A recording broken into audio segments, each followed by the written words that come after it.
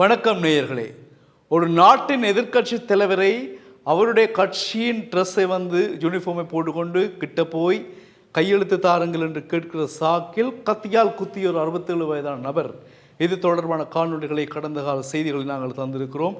இந்த சம்பவத்தால் உலக அரசியலே அதிர்ச்சி அடைந்தது. ஒரு நாட்டினுடைய எதிர்க்கட்சி தலைவரை கத்தியால் குத்திய நபர். இந்த சம்பவமானது பரபரப்பாக பேசப்பட்ட பொழுது இப்பொழுது அந்த நாடு அந்த கத்தியால் குத்திய நபருக்கு 15 வருட சிறை தண்டனையை விதித்திருக்கிறது. இதுதான் இப்பொழுது கிடைத்த செய்தி. இந்த சம்பவம் எங்கு நடந்தது என்று பார்க்கலாம். தென்கொரியாவில் சித்திரை மாதம், கடந்த ஏப்ரல் மாதம் பொது தேர்தல் இடம்பெற்றது. அதற்கு முன்பதாக ஜனவரி மாதம் எதிர்க்கட்சி தலைவர் தன்னுடைய சகாக்களுடன் பூசான் நகருக்கு சென்றாராம்.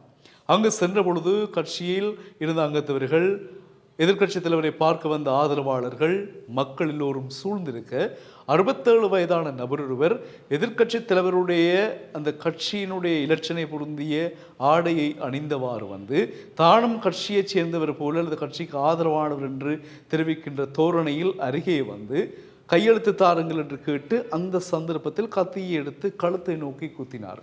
நல்ல வேளை எதிர்க்கட்சி தலைவர் மரணிக்கவில்லை.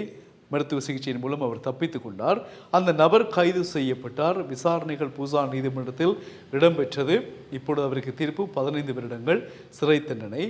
இந்த சந்தர்ப்பம் எதிர்க்கட்சி தலைவருக்கு வாய்ப்பாக அமைந்தது. இதை வைத்துக்கொண்டே தென்கொரிய மக்கள் பலரும் அந்த அனுதாப வாக்குகளை எதிர்க்கட்சி தலைவர் லீக்கு வழங்கினார்கள்.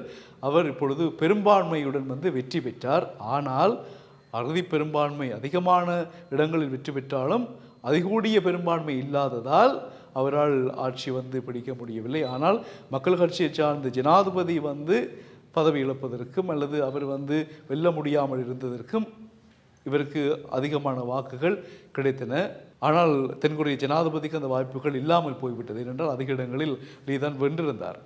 ஆனால் எதிர்க்கட்சி தலைவரை கத்தியால் குத்திய சம்பவத்திற்கு தென்கொரிய ஜனாதிபதி மற்றும் ஏனையவர்கள், கட்சியின் சார்பில் உள்ளவர்கள், மக்கள் பலர் கடும் எதிர்ப்பலைகளை அந்த நபர் மீது தெரிவித்திருந்தார்கள். அவர் யார் அவரை அனுப்பினார்கள், என்ன கோணங்கள் எல்லாம் விசாரணைகள் நடைபெற்று இப்பொழுது தீர்ப்பு வழங்கப்பட்டிருந்தது. இந்த செய்திகளை நாங்கள் ஆரம்பத்தில் சொல்லுகின்ற பொழுது தீர்ப்பு இன்னும் வழங்கப்படவில்லை. இதுதான் இப்பொழுது கிடைத்த செய்தி என்று உங்களோட கூறியிருந்தோம். ஆனால் இப்பொழுது நினைவுபடுத்துகிறோம், அந்த நபருக்கு 15 வருடங்கள் தென்கொரியாவின் பூசான் நகர நீதிமன்றம் சிறை தண்டனை விதித்திருக்கிறது. எனவே 15 வருடம் நாள் யோசித்து பாருங்கள். இப்பொழுது 67 வயது என்றால் அவருக்கு 80 வயதை தாண்டி இருக்கும். 80-83 வயது சிலவழி அவர் இயற்கை மரணங்களும் எய்தலாம். எனவே அவர் ஆயுள் வரைக்கும் சிறைதான் அவருக்கு கிடைத்த தண்டனை. ஒரு பாருங்கள், அரசியல் பிரமுகரை கொள்வதற்காக, அவரை கத்தியால் குத்துவதற்காக அவருடைய கட்சியை சார்ந்து உடைய அணிந்து கையெழுத்து கேட்பது போல் கேட்டு கத்தியால் குத்திய இந்த செய்தி உலக அரசியலிலே பெரிய தாக்கத்தை ஏற்படுத்தியிருந்ததை நாங்கள் நினைவுபடுத்துகிறோம். இந்த செய்தியோடு நாங்கள் விடைபெறுகிறோம். மீண்டும் அடுத்த செய்தியோடு உங்களை சந்திக்கலாம். தொடர்ந்து டியூப் தமிழுடன் இணைந்திருங்கள். வணக்கம் உறவுகளே.